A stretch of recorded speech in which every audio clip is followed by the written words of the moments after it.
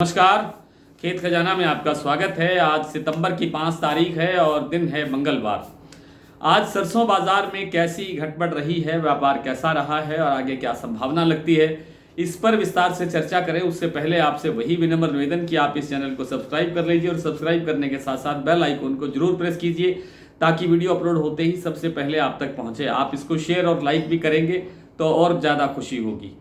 आज सरसों के बाजार की चर्चा करने से पहले आपको ये जानकारी देना ज़रूरी समझते हैं कि सरसों की जो अब तक का जो सीजन गया है, यानी सरसों सीजन के जो 6 महीने की अवधि गई है, उसमें कितना सरसों बाजार में आ चुका है। तो एक जो मरुधर ट्रेडिंग एजेंसी है जयपुर की, चांदपोल मार्ग बाजार की, तो वहाँ से जो एक रिपोर्ट जारी हुई है उसके मुताबिक उन्होंने साल का टोटल जो उत्पादन है सरसों का इस साल का वो 112 लाख टन माना है।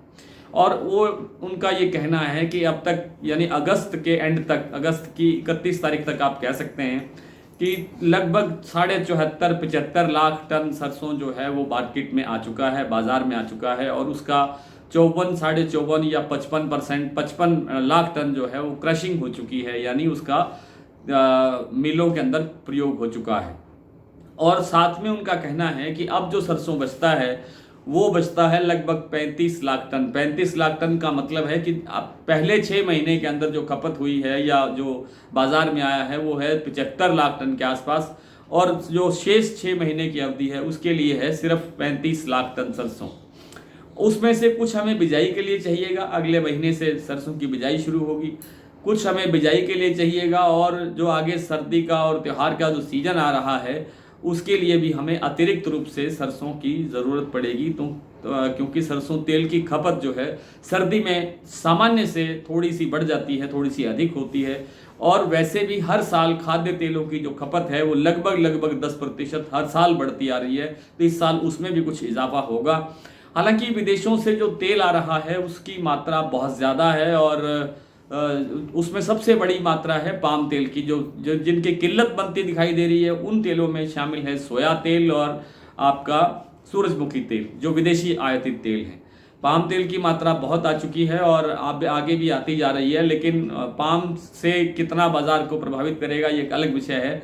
इन सब कारणों से विदेशी तेलों के जो पाम जैसे तेल के कारण से भी बाजार में गिरावट आ रही है, क्योंकि केएलसी को सपोर्ट नहीं मिल रहा है। 4000 नवंबर का जो रेंज है वो 4000 के आसपास पहुंचते पहुंचते केएलसी फिर फिसल जाता है, नीचे आ जाता है।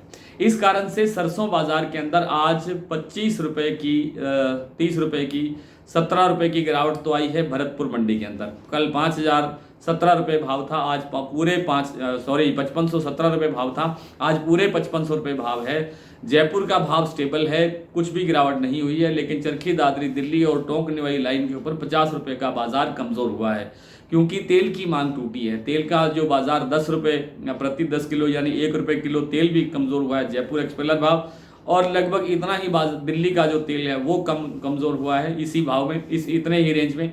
और जो दूसरे स्थान हैं उन पर भी खाद्य तेल, सरसों के तेल के जो दाम हैं उनमें गिरावट आई है। इन सब कारणों से सरसों के जो भाव है उसमें हल्की सी गिरावट आई है। और अब ये जो बाकी के जो सप्ताह के दिन हैं इसके अंदर मुझे लगता है कि बाजार एक बार 5925 पर जयपुर जैसे खड़ा है।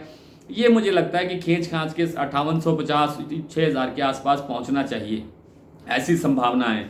फिलहाल हमारे पास जो टिल एंड नए सीजन तक यानी फरवरी एंड तक के लिए हमारे पास जो सरसों है कुल आपको बताया कि 35 लाख टन के आसपास है। सीजन सारा का सारा बाकी है, लेकिन विदेशी तेलों का जो आयात और ख़ास तौर पर जो पाम का आयात है उन सब के कारण हल्का फुल्का दबाव ये आता रहेगा, लेकिन सरसों के अंदर सुधार होने की प्रबल संभावना है। आइए कुछ मंडियों के भाव देख लेते हैं। जैसे मैंने आपको बताया कि जयपुर का भाव स्टेबल है और भरतपुर का भाव 17 रुपये टूटा है। दिल्ली चरखी दादरी लाइन पर 50 रुपये की गिरावट है और दूसरी मंडियों के अंदर भी 25-50 रुपये की कहीं गिरावट है, कहीं बाजार स्टेबल भी ज़्यादा है।